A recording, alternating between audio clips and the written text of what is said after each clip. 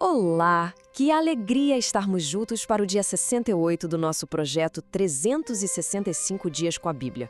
A reflexão de hoje é fascinante, porque nos mostra como a nossa fé é um verdadeiro caminho, uma jornada. Às vezes uma jornada solitária, outras vezes no meio de uma multidão, mas sempre guiada por uma presença maior. E olha, a nossa história de hoje começa com uma ordem bem inesperada. Um anjo do Senhor fala para Filipe, um dos primeiros diáconos da igreja, ir para uma estrada deserta, um caminho que é de Jerusalém a Gaza. Pensa só, um lugar que parece improvável para o encontro, mas é exatamente ali que Deus tinha marcado um compromisso. E nesse caminho, Filipe encontra uma pessoa muito interessante, um alto funcionário da Etiópia, eunuco, ministro da rainha Candace, um homem de grande poder. Ele estava voltando de Jerusalém, onde tinha ido para adorar, e lia no seu carro uma passagem bem misteriosa do profeta Isaías.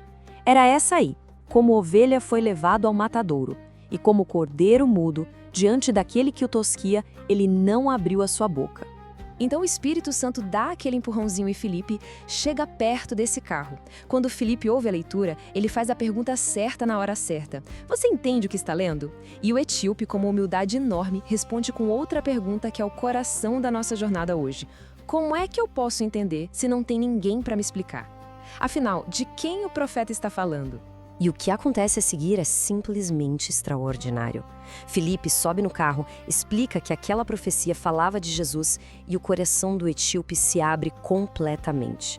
Quando eles veem água no caminho, ele mesmo pede o batismo. E assim que ele sai da água, o Espírito simplesmente arrebata Filipe. O etíope não o vê mais, mas isso nem importa.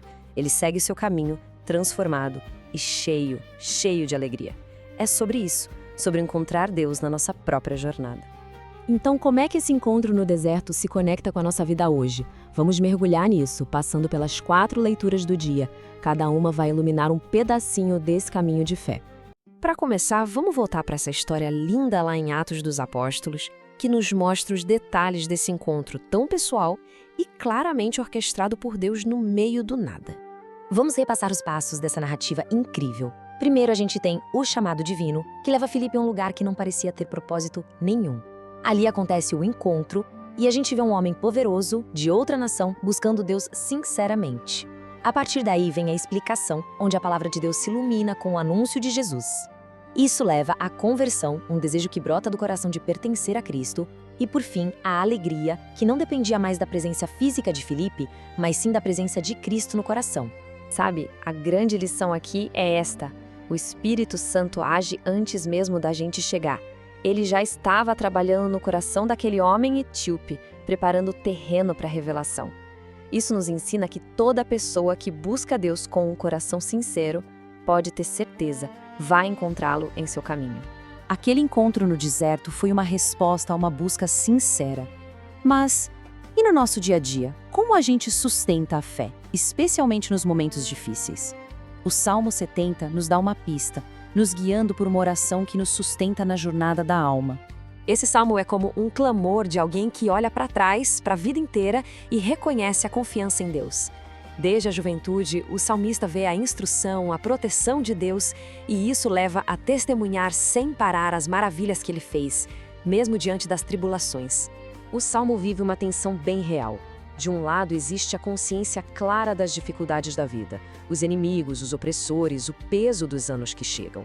Mas do outro lado, existe uma confiança que não se abala em Deus, que é refúgio, rocha e esperança. Essa confiança não ignora a dor, mas a transforma em motivo para um louvor ainda mais forte. E aqui está o pedido central do Salmo, uma oração de total vulnerabilidade e confiança. É o pedido de quem sabe que a força física pode até diminuir, mas que a presença de Deus é a única coisa que realmente importa, em cada fase da vida, até o finalzinho. E aqui a gente conecta tudo de novo. Assim como o eunuco etíope seguiu seu caminho transbordando de alegria depois de encontrar Cristo, o salmista, mesmo no meio das suas provações, escolhe perseverar no louvor. Porque a alegria dele não vem das circunstâncias, mas da certeza de ter sido resgatado por Deus. Agora, a nossa perspectiva vai mudar radicalmente. A gente sai do caminho individual, interior, para contemplar a jornada de um povo inteiro, Vamos lá para o deserto do Sinai com a leitura do livro de Números.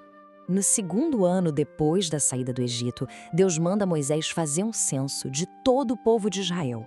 E o número é impressionante.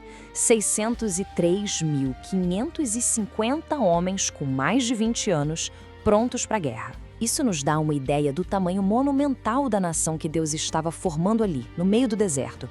Era um povo imenso, em marcha. Mas não era só um número grande. Era um povo com uma ordem divina. A organização do acampamento era toda detalhada, com as 12 tribos posicionadas ao redor do tabernáculo, a tenda que simbolizava a presença de Deus. No centro de tudo estava o próprio Deus. E essa imagem tão poderosa do Antigo Testamento aponta lá para frente, para o Novo. Assim como Israel caminhava pelo deserto, organizado em torno da presença visível de Deus no tabernáculo, a Igreja, o novo povo de Deus, marcha pela história organizada em torno da presença real de Cristo, que está no centro da nossa fé e da nossa comunidade. Para a nossa última leitura, vamos ao fundamento de todo o nosso caminho, os mistérios da vida do próprio Jesus, como nos explica o Catecismo da Igreja Católica. O Catecismo nos convida a meditar na profundidade dos primeiros momentos da vida de Jesus. Seu nascimento, na humildade de um estábulo, nos mostra que a glória de Deus se revela na pobreza. Para entrar no reino, a gente precisa dessa mesma atitude de pequenez, de se tornar criança. A sua circuncisão aponta para o nosso batismo. E a Epifania, a visita dos magos, já revela desde o início que a salvação de Cristo é para todos os povos. A Epifania, então, é muito mais que uma visita de reis. É a manifestação, a revelação de Jesus como Salvador de todos. É o momento em que as nações, ali representadas pelos magos, começam a sua jornada para adorar o verdadeiro rei. O Catecismo também nos lembra que o caminho de Jesus foi desde o comecinho marcado pela contradição e pela perseguição. A apresentação no templo, a fuga para o Egito para escapar da fúria de Herodes, tudo isso mostra que a escuridão sempre tentou se opor à luz. Toda a vida de Jesus foi um caminho em direção à cruz. E aqui olha que lindo, tudo se conecta. A história do eunuco com a qual a gente começou ecoa a história dos magos. Ele é uma figura desses gentios, desses povos não judeus, que com coração sincero buscam a Deus e, através da revelação das Escrituras de Israel, encontram a salvação em Jesus Cristo, no meio do seu próprio caminho. Então, resumindo as lições de hoje sobre o caminho da fé, a leitura de Atos nos mostra que Deus vem ao nosso encontro na nossa busca pessoal. O Salmo 70 nos ensina que a oração é o nosso sustento nas dificuldades. O livro de Números revela que não caminhamos sozinhos, mas como um povo unido, com Cristo no centro. E o Catecismo nos apresenta o caminho de Jesus como nosso modelo definitivo. Hoje lemos Números capítulos 1 e 2, o Salmo 70, Atos dos Apóstolos capítulo 8, versículos 25 a 40 e os parágrafos 525 a 530 do Catecismo da Igreja Católica. A pergunta que fica é: em qual estrada deserta da nossa vida Deus pode estar nos chamando para um encontro inesperado? Amanhã a gente continua essa jornada, juntos no dia 69. Para não perder, inscreva-se no canal e ative o sino. Até lá!